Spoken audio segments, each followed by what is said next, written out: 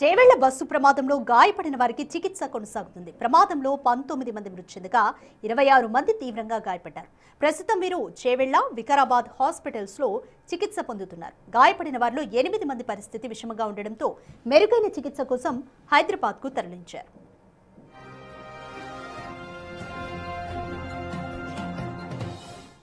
ప్రమాదంలో ప్రాణాలు కోల్పోయిన మృతుల కుటుంబాలు తీవ్ర విషాదంలో మునిగిపోయాయి. ఒక్కో కుటుంబానిది ఒక్కో విషాద గాథ. అనుకోని ప్రమాదంలో భార్యను కోల్పోయింది ఒకరైతే, భర్త, కూతురితో పాటు 40 రోజుల మనవరాలను కోల్పోయిన వారు మరొకరు. ఇలాగే ఓ యువతి హైదరాబాద్లోని కోటి విమెన్స్ కాలేజీలో చదువుతుంది. అయితే కొత్త మొబైల్ కొన్నాం, వచ్చి తీసుకెళ్లమని తల్లిదండ్రులు చెప్తే హ్యాపీగా ఇంటికి వెళ్ళింది. ఆదివారం ఇంటి దగ్గర ఉండి మళ్ళీ సోమవారం తిరిగి ప్రయాణం కాగా ఊహించని ప్రమాదంలో ఆ యువతి మృతి చెందింది. ఇలా చెప్పుకుంటూ పోతే ప్రతి కుటుంబానిది ఒక్కో బాధ.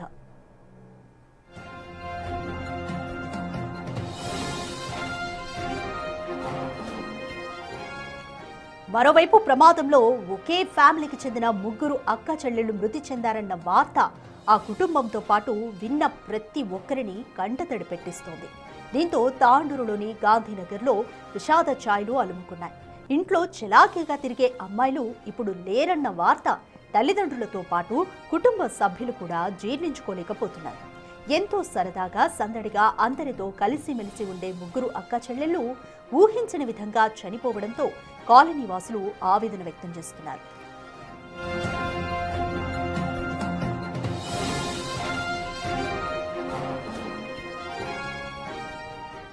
చేవెళ్ల బస్సు ప్రమాదంలో మొత్తంగా 19 మంది మృతి చెందితే 26 మందికి పైగా గాయపడ్డారు. వీరిలో 8 మంది పరిస్థితి కూడా ప్రస్తుతం విషమంగా ఉంది. వీరంతా చేవెళ్ల, వికారాబాద్ హాస్పిటల్స్ లో చికిత్స పొందుతున్నారు. అయితే ప్రమాదంలో ప్రాణాలు కోల్పోయిన మృతుల కుటుంబాలన్నీ కూడా తీవ్ర విషాదంలో మునిగిపోయాయి. నిన్న చేవెళ్ల ప్రభుత్వ హాస్పిటల్లో బంధువుల రోదనలు దిక్కులు పెక్కటిల్లేలా ఉన్నాయి. ఒక్కో కుటుంబానిది ఒక్కో విషాద గాథని చెప్పొచ్చు. అనుకోని ప్రమాదంలో ఒకరు భార్యను కోల్పోయారు, మరొకరు భర్త, కూతురుతో పాటు 40 రోజుల మనవరాల్ని కోల్పోయిన వారు ఉన్నారు. అలాగే ఓ యువతి హైదరాబాద్లోని కోటి విమెన్స్లో చదువుతోంది, ఉమెన్స్ కాలేజీలో చదువుతోంది. అయితే కొత్త మొబైల్ కొన్నాం, వచ్చి తీసుకెళ్లమని పేరెంట్స్ చెప్తే ఆనందంగా ఇంటికొచ్చి మొబైల్ తీసుకొని తిరుగు ప్రయాణం అవుతుంది సోమవారం. ఊహించని ప్రమాదంలో అసూలు బాసింది. ఇక ఇంకొక కుటుంబానిది మరొక తీవ్రమైన బాధ. ఒకే కుటుంబానికి చెందిన 3 అక్కా చెల్లెళ్ళు కూడా ప్రాణాలు కోల్పోయారు. దీంతో తల్లిదండ్రుల రోదనలు మిన్నంటుతున్నాయి. వాళ్ళ గ్రామంలో 3 అక్కా చెల్లెలని 3 పాడల మీద తీసుకెళ్తూ ఒకేసారి అంత్యక్రియలు జరుపుతుంటే గ్రామంలో కూడా చూస్తున్న వారు కూడా ఎంతో కలత చెందారు.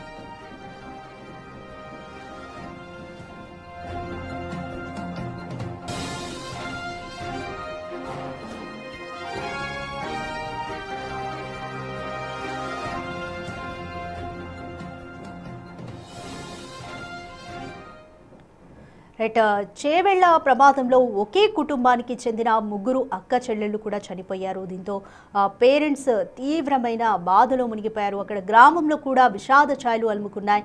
తాండూరులోని గాంధీనగర్ వీరి గ్రామం. గాంధీనగర్లో ప్రస్తుతం తీవ్రమైన విషాద ఛాయలు అలుముకున్నాయి. మోర్ డీటెయిల్స్ సిస్టర్స్ ఇంటి నుండి మా ప్రతినిధి దేవిక అందిస్తారు. దేవిక, చాలా బాధాకరమైన ఘటన. ఒకే కుటుంబానికి చెందిన 3 అక్క చెల్లెలు కూడా చనిపోయారు. వాళ్ళ పేరెంట్స్ బాధ కూడా వర్ణనాతీతం. ప్రస్తుతం గ్రామంలో వాళ్ళ ఇంటి వద్ద సిచ్యువేషన్ ఏ విధంగా ఉంది?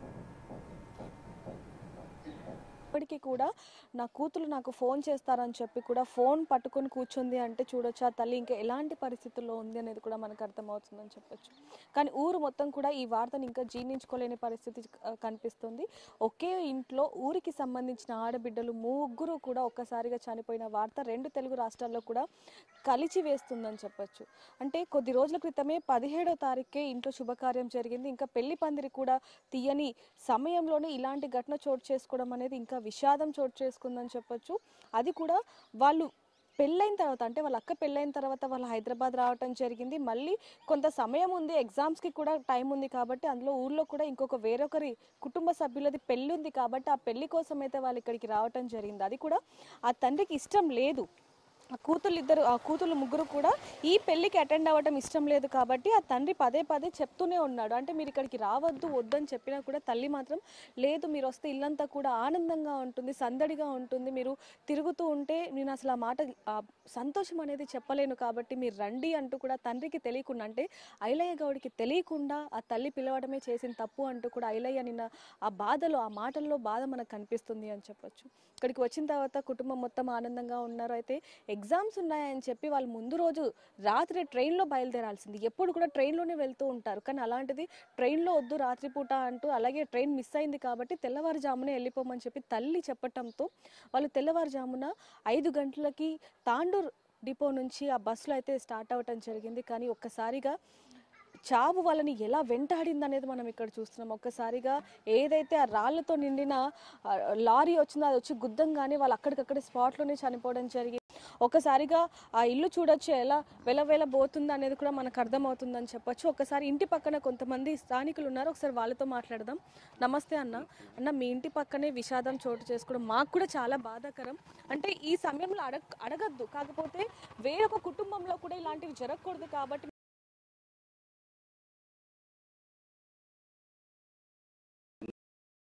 8 o'clock తెలిసింది. ఫోన్లలో వచ్చింది చూసినాం. కానీ ఈ అమ్మాయిలు ఎందుకంటే తాళ్ళు ఉంటారు కాబట్టి కొద్దిగా గుర్తుపట్టలేకపోయినాము ఫోన్లో. తర్వాత ఒక 10 o'clock వేరే మనసు ఫోన్ చేసి వాళ్ళ బంధువులకు ఫోన్ చేస్తే అప్పుడు మాకు అందరికీ తెలుసు, తెలుసు. కాకపోతే అందులో ఉన్నది మన అమ్మాయిలా కాదా చనిపోయిన వాళ్ళనే తెలియదు. మా విలేజ్ అని తెలియదు మేడం. మాకు 10 o'clock వేరే మనుషులు ఏం చేసిండ్రంటే చెప్పిండ్రు, వేరే పిల్లలు ఫోన్ చేసిండ్రు. చెప్తే అప్పుడు మీ ఊరు విలేజ్ నుంచి ఎల్లయ్య గౌడ్ కూతురు ముగ్గురు కూతురు ఉన్నట్టు కదా అని చెప్తే అప్పుడు వాళ్ళు మాకంటే అంత ఐడియా, పిల్లలు పెద్దగా ఉన్నారు చూడలేము, అంత ఐడియా తాండ్రులు ఎక్కువ ఉంటుండే ఇక్కడ ఉండకుండ్రి. ఆ తర్వాత వేరే ఫోన్ నుంచి చూసి వాళ్ళ తాత ఆ పక్కన వాళ్ళ తాత దగ్గర చూపిస్తే మా మనవరాలు అని చెప్పింది మేడం. అంతే అప్పుడే తెలిసింది మాకు 10 మధ్యలో తెలిసింది అంతే మా విలేజ్. కొద్ది రోజుల క్రితమే వాళ్ళ ఇంట్లో శుభకార్యం కూడా జరిగింది. అయిందంట మేడం. ఎందుకంటే నాకు తెలియదు, మాత్రమే మొన్న మా భారీ ఇన్సూరెన్స్ ఎందుకు నాకు తెలియదు, అది అంత పుట్టిన తెలియదు. అన్న, అక్కడ అన్న ఇప్పుడు దాదాపుగా చిన్న పిల్ల మీరు చూసే ఉండొచ్చు, 40 రోజుల పాప కూడా ఇంకా సరిగ్గా తల్లి దగ్గర నుంచి వేరొకరి దగ్గరికి వెళ్ళిన ఆ పాప కూడా పసికొందు కూడా అక్కడ చనిపోవడం జరిగింది. చూసారా అవి? చూసినా 15 రోజుల పిల్లలంట మేడం. 15 days ఏమన్నారు మేడం. అంతే చూసినాం. ఒక ముస్లిం అమ్మే పక్కన పండెట్టిండ్రు, ఫోటోలు చూసినాం అంతే. చూసి బాధాకరం కదా మేడం. అన్న, ఇప్పుడు అదంతా చూసిన తర్వాత ఎవరి తప్పు అంటారు అసలు? అంటే ఏదైతే లారీ వస్తుందో అందులో ఏదైతే కంకర ఉందో అది ఓవర్లోడ్ ఉండటం, అలాగే స్పీడ్గా రావటం అనేది అంటున్నారు. అందులో బస్సు డ్రైవర్ది కూడా తప్పిదం ఉంది అంటున్నారు. అంటే మీకు అదంతా మీరు అక్కడికి విన్న తర్వాత అసలు ఎవరు తప్పు అంటారు? మేడం మనం లైవ్లో చూడలేము మేడం, అది ఎవరిని తప్ప అని తెలియదు. ఎందుకంటే ఓవర్లోడ్ ఉంది కాబట్టే అది ఇట్లా క్రాస్ అయ్యి పడిపోయి బస్సులో పడిపోయేందుకు మొత్తం దాని కింద అయిపోయింది మేడం. ఇక అదే అంతే తెలుసు మనకు. కానీ ఇది ఎవరిని తప్ప మనకు తెలియదు కదా మేడం, మనం చూస్తే తెలిసేది కదా మేడం. అన్న, మీ ఇంటి పక్కనే కాబట్టి వెళ్ళి వాళ్ళతో మాట్లాడారా, వాళ్ళకి ధైర్యాన్ని ఇచ్చారా? పోలే మేడం ఎందుకంటే నిన్న సాయంత్రం వచ్చిండ్రు. ఇక తెలియదు, వాళ్ళ దగ్గరికి మాట్లాడలేము. ఎందుకంటే పోకూడదు ఎందుకంటే 9 days వరకు మా దగ్గర కొన్ని పద్ధతులు ఉంటాయి కాబట్టి 11 days వరకు వాళ్ళ ఇంట్లోకి ఎవరు పోకూడదు అట్లా. సో చూస్తున్నాం కదా, ఊరు మొత్తం కూడా ఒక్కసారిగా కన్నీరు మున్నీరు అవుతుందని చెప్పొచ్చు రాధిక. అలాగే చాలా మంది కూడా మాట్లాడడానికి సిద్ధంగా ఉన్నప్పటికీ ఒక వైపు నుంచి వర్షం కూడా కనిపిస్తుందని చెప్పొచ్చు. ఇంకొంతమంది స్థానికులు కూడా మనతో పడినారు, ఒకసారి వాళ్ళతో కూడా ఒకసారి మాట్లాడి దీనికి సంబంధించి తెలుసుకుందాం. బాబాయ్, మీ ఊర్లో ఈ ఘటన చోటు చేసుకోవడం అనేది మొదటిసారి, దీనికి సంబంధించి ఎప్పుడు విన్నారు ఇది మీరు? మేము 2 అయిందే విన్నాం. ఫోన్లలో ఇచ్చినందుకే మేము విన్నాం ఆ మాట. అంటే నిన్న అంత్యక్రియలు కూడా జరిగాయి కదా, ఎలా ఉండేవాళ్ళు? ఇప్పుడు ఎవరైతే ఐలయ్య ఉన్నాడో అతను ఇప్పుడు డ్రైవర్ గా చేస్తూ ఉంటాడు కదా, ఎలా ఉండేవాడు మీతో? మంచిగా ఉండే. ఎంతమంది బాబాయ్ పిల్లలు వాళ్ళకి? నలుగురు ఆడపిల్లలు, ఒక అబ్బాయి. ఇక్కడే పుట్టి పెరిగారా అమ్మాయిలు, లేకపోతే సిటీలోనే ఉండే? వస్తుంది పోతుంది అంతే.